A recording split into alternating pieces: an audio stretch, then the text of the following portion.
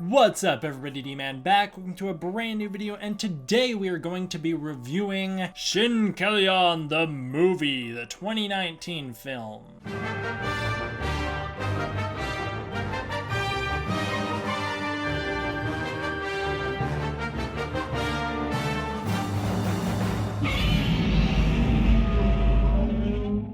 Shinkalion the Movie is also known as Shinkesin Henki Robo Shinkalion the Movie, the marvelous fast ALFAX that comes from the future. Wow, you guys thought City on the Edge of Battle was a long name. So here it is, Shinkalion the Movie. Now you might be wondering, why on earth am I reviewing this? I'm not a fan of anime, traditionally. I have not seen much anime. I have never seen anything Shinkalion before, and it is in Japanese without English subtitles. And the answer is because I'm a Godzilla shill. This movie has Godzilla in it, and so I'm going to talk about it. It's an official appearance from Godzilla in a Toho movie, although I have not done Always Sunset on Third or Second or whatever the movie was called. This is a bit of a different case because there's so many images of this floating around online, and I was just kind of getting driven crazy not knowing what the full extent of those are. Plus I also knew Evangelion shows up in this movie, so I was like, yeah, why not? With that, I want to give the disclaimer. This review is my interpretation of the movie, given the fact that I am American, I speak English, and I have a super duper basic understanding of the Japanese language, meaning I was not able to understand this movie watching it without subtitles. I was completely lost, so I don't know what happens in this movie, but I will do my best job to explain it to you. This will be my plot by plot review for a movie I could barely tell what the plot was. Should be interesting. I think it'll be especially interesting if you actually can understand Japanese and know what happens in this movie. Let's jump into it. Miners find a strange blue beam. They investigate and a wall explodes. Hatsune Miku is launched in H5. She wanders around the snow to discover Godzilla, whom everyone recognizes. Not sure if he's an established character in this universe or not, but they all know he's Godzilla. Godzilla uses his super oscillatory roar, now called Ice Breath, to knock out H5. When Miku awakens, Godzilla is gone. And then we get a title card! This movie knows exactly what I'm here for, and so it starts me out on the right foot, giving me Godzilla straight away. An old train has a cool transformation scene, and a tall white dude seems menacing. Some little kid really likes the Shinkalions. He knows all about trains, and he's got loads of female friends, plus an edgy little sister.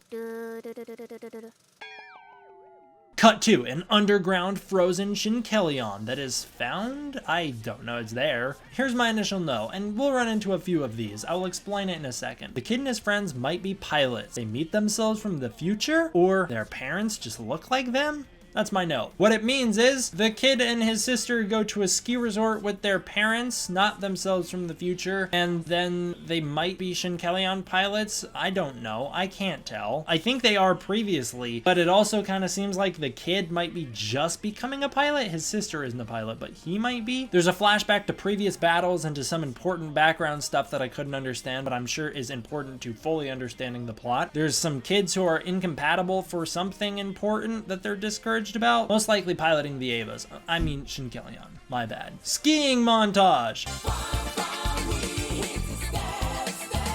Hatsune Miku has a concert where she sings about the Shinkalion and dances around on hologram train tracks and whatnot.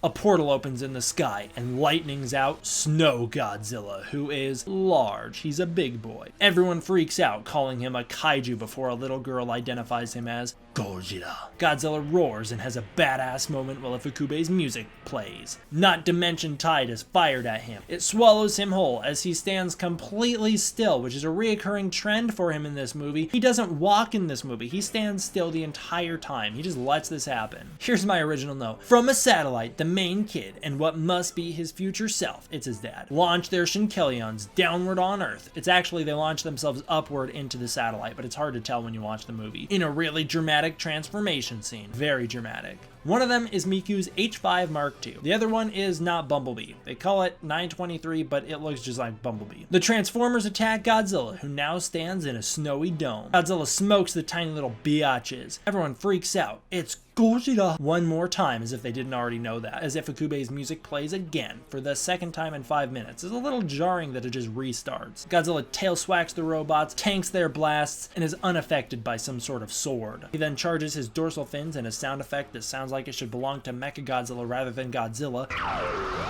before releasing a yellow and blue spiral ray that decimates Hayato in H5. Hayato is rescued by Hokuto. Hayato wakes up in Shinji's hospital after passing out. I don't know the ceiling. Class Rep is there next to him. He is driven away, revealing Rei and Asuka. Rei doesn't seem too impressed by the Shinkalions, and Asuka seems appropriately annoyed, very in character for her. What do they talk about? I've got no idea. We see a very glossy Tokyo 3, and Class Rep sees Hayato off as an angel attacks the city. Shinji is called into action. Shinkalion!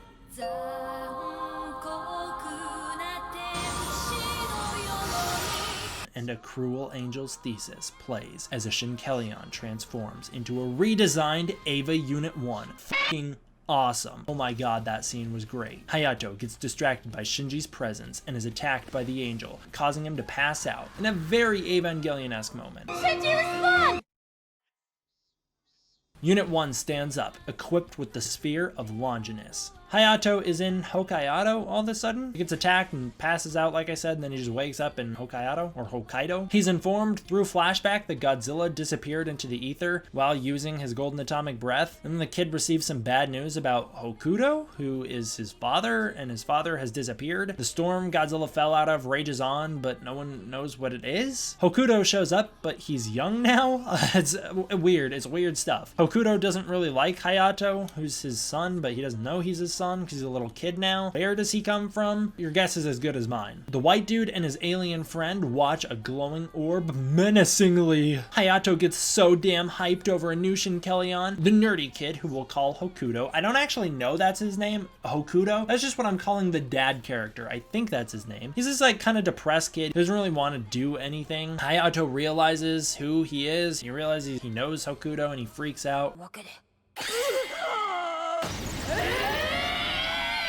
Or something causes him to freak out. Hokuto designs a bunch of Shinkalion in his little notebook. A notebook we saw earlier in the movie that Hayato had from his father, so we know they're the same character. Hayato calls Hokuto Otosan, meaning he is in fact his father. There's some family reuniting with the kid version of Hokuto. It's pretty strange. Like, he doesn't know he's reuniting with his family, but everyone else knows. I think he sees like the girl and he's like, wow, pretty girl or whatever, and then the girl's like his future wife. She comes and like gives him a hug and realizes what's going on. She's all depressed, and then the little girl's all sad. It's a really strangely emotional moment, despite the fact that I can't understand any of it. I actually really like this part. The Ice Shinkalion is in action and alerts sound. There's also really bad sound mixing in this movie that was particularly bad in this moment. The music is so much louder than everything else. It's way too loud. The music and action scenes are so loud compared to the dialogue. It's insane.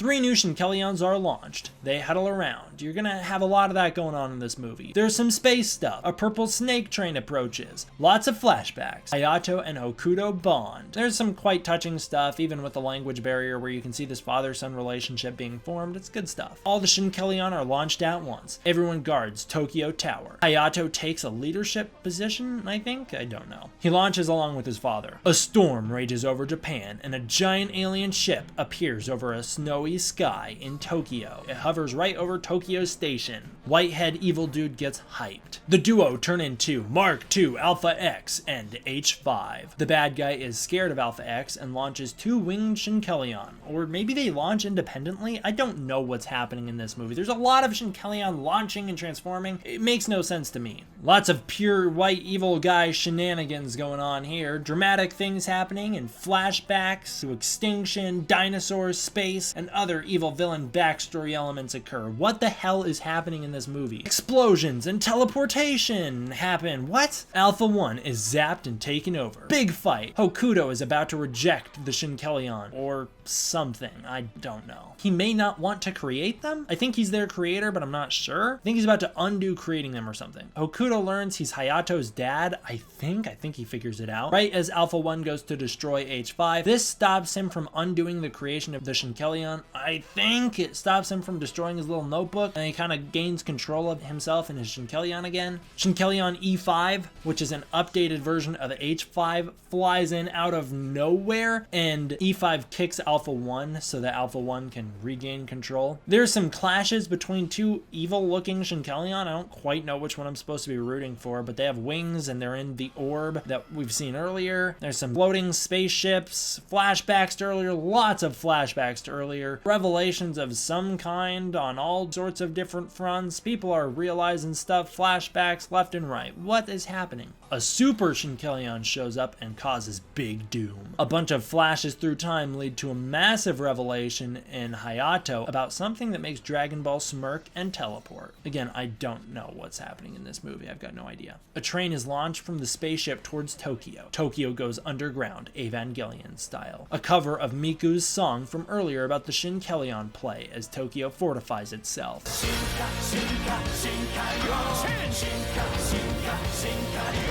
More flashback reveals, and the two crazy-looking Shinkalion stand off in the sphere Godzilla was in. They continue to fight. The H5 units destroy what I can only guess is an interdimensional portal. The Shinkalion teleport to the spaceship and then launch from it as Go Go Shinkalion plays, which is a song.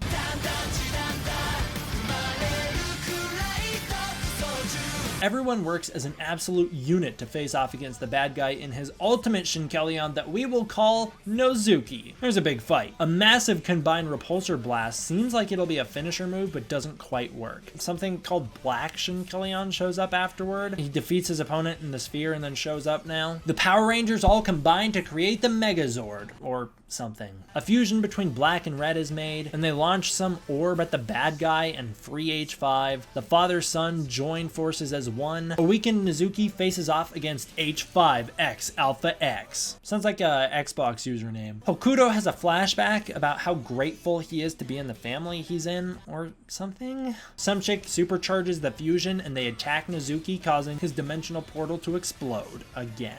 This releases Shinji in Eva Unit 1 and Gojira, who both join the fight. The Sphere of Longinus weakens Mecha Nozuki long enough for Godzilla to atomic breath him into oblivion. As if that wasn't enough, the ultimate Shinkalion unleashes a massive energy bolt that vaporizes the bad guy.